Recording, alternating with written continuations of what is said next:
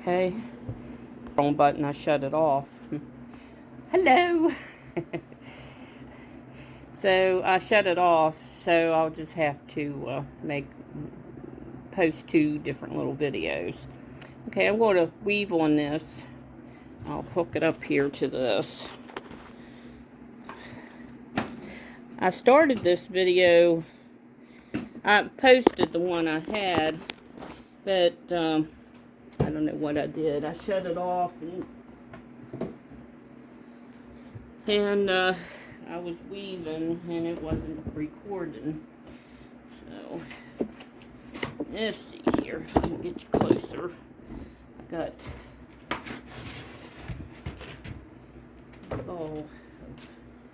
I'm weaving blue jeans. I'll put this somewhere. I'm going to finish this rug and I'm going to take it off because I always try to keep one rug on, and that way I don't have to warp it through the apron. Let's see here. Get it to where you can see it. You always can't see me, but I'm not the major part of this video. It's my loom. So right now, what did I measure? I have to keep track of the length of it while I weave because it starts rolling on the beam back down there, and then you don't know how long your loom is, or your rug is. And right now, let's just see. If I had a brain, it would be I'd be dangerous. Let's see. It's 16 inches. It's 16 inches long so far. And I'm using black thread for the header.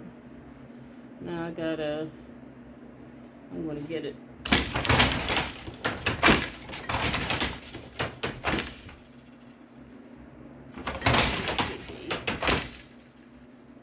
There. And something I want to do, I want to spray that with some DW40. If I got any in here or not. Hold on. Okay, I'm using Blaster. This is what I'm using. It's sticking somewhere on this side. So I want to spray that a little bit. See if that helps any. It's on this side where it's sticking, but I'm not sure where.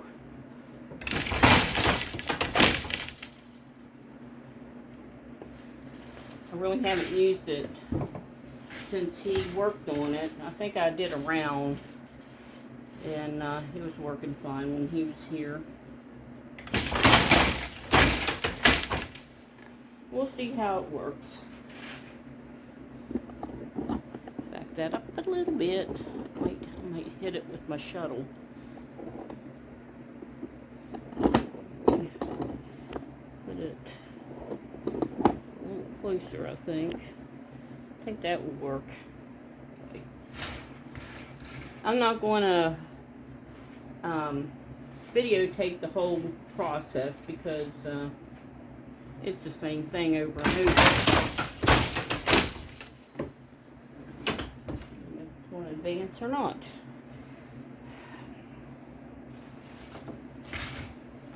I hope so, because I have to advance it by hand if it doesn't. It's supposed to advance by itself.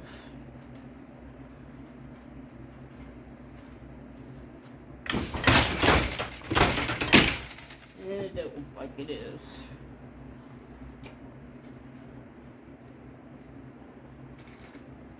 And I got a floating thread on this side. That's the only thing about the Hollywood pattern or a twill pattern. You get floating threads that don't catch, which is a pain.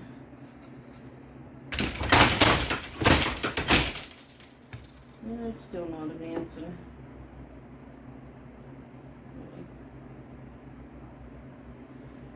I don't know.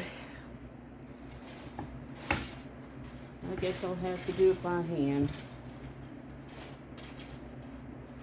I don't know what to do with it.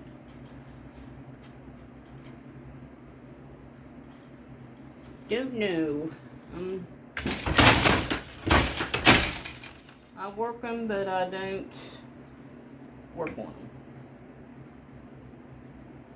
I don't know if my husband can figure it out or not.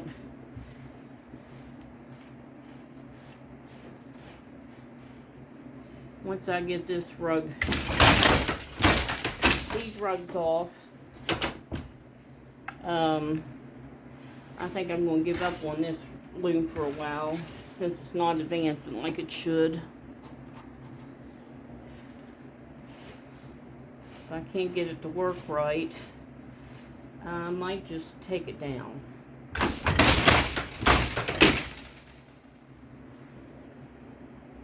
If it don't start working right, I'm not going to be working on it. I got another one up in my shed. I don't know if I brought it down in place of it. It needs some parts put on it though. Probably have the same problem.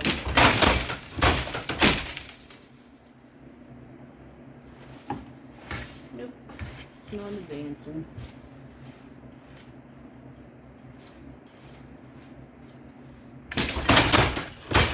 So what I have to do, since it's getting loose, I gotta go down here and tighten it by hand because it's not, that paw's not advancing.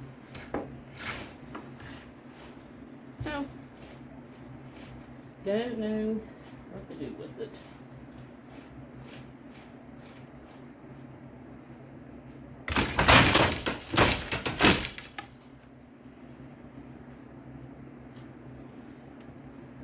I'll just work on my other looms. It's working right.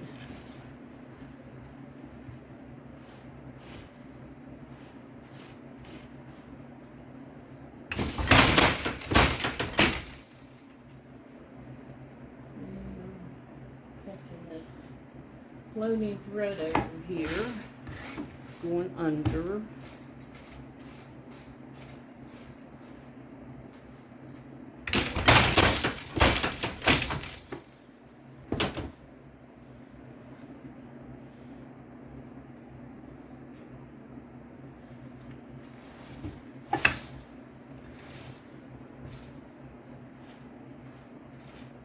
The Hollywood pattern is a nice pattern.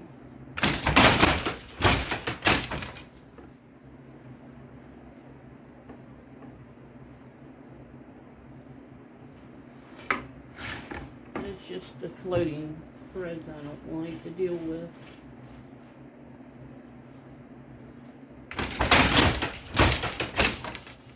If it wasn't for making the Hollywood pattern, I wouldn't use this loom. Because my others all do the plain weave. And since it's not advancing like it should, it's more of a hindrance than using it. Because it slows me down.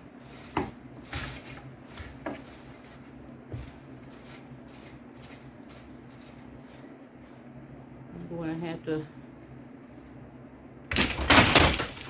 maybe get in on the Newcomb website and see if anybody has a suggestion about that paw not grabbing or going advancing.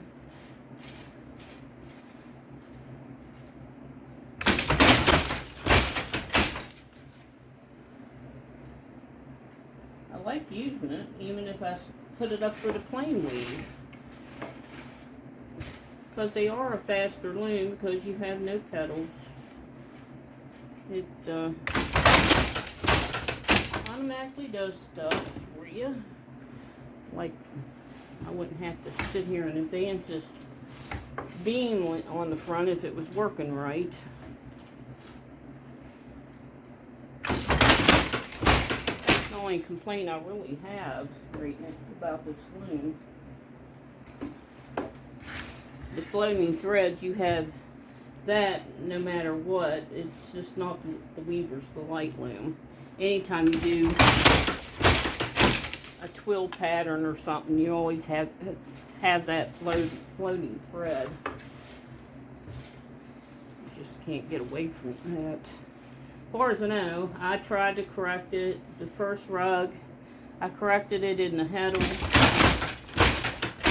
And next time I started a rug, it still had it. So I don't know.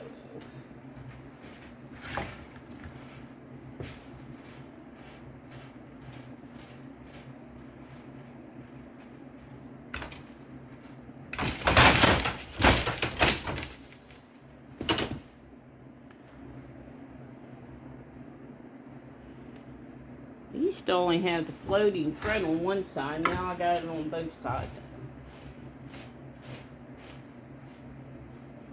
Anybody out there works one of these, let me know.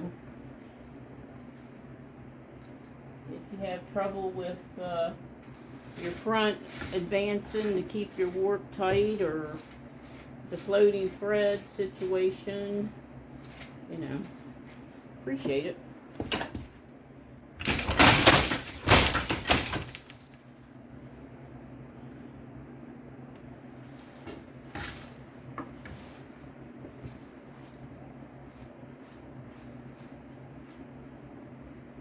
I think I'm going to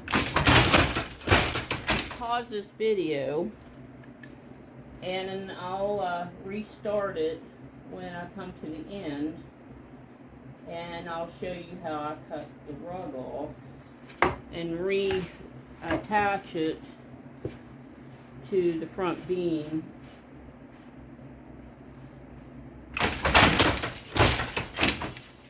I want to, since I cleared up some of the space between my shuttles being off, I have a Union custom loom that just holds all my material. You don't even know there's a loom back there. But I like to get it working. But I need a brake for that. The Union custom has 2 brakes, one on each side, and I have one.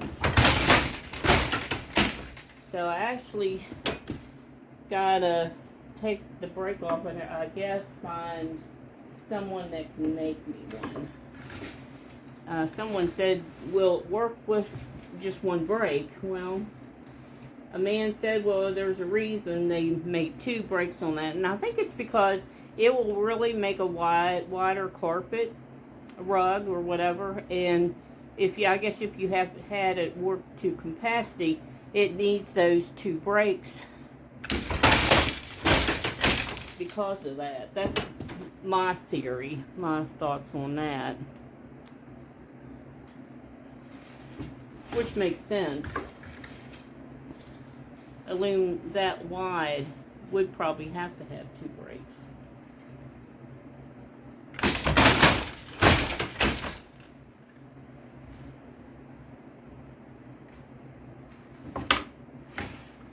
Okay, I'm going to measure this one more time, and then I'll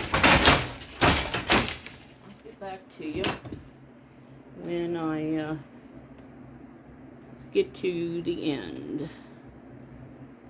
I was going to work on my continuous loom today, but I looked at this loom and I thought, well, I'm going to work it a little bit, see how it does, and finish this rug and take 3 rugs off.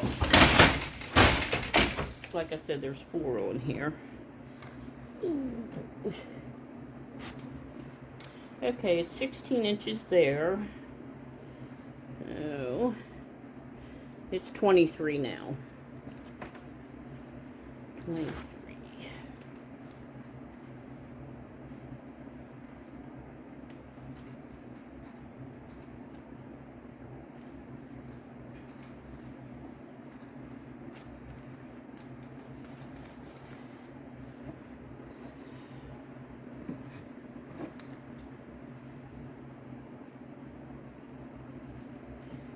And what I'm basically getting per inch in shots, there's 1, 2, 3, 4, about 4 shots on this equals an inch, I'm going to say. this one. 1, 2, 4 or 5 makes an inch. Okay. Well, I'm gonna pause this. When I come to the end, I'll just unpause it, and then I'll show you basically how I take a rug off.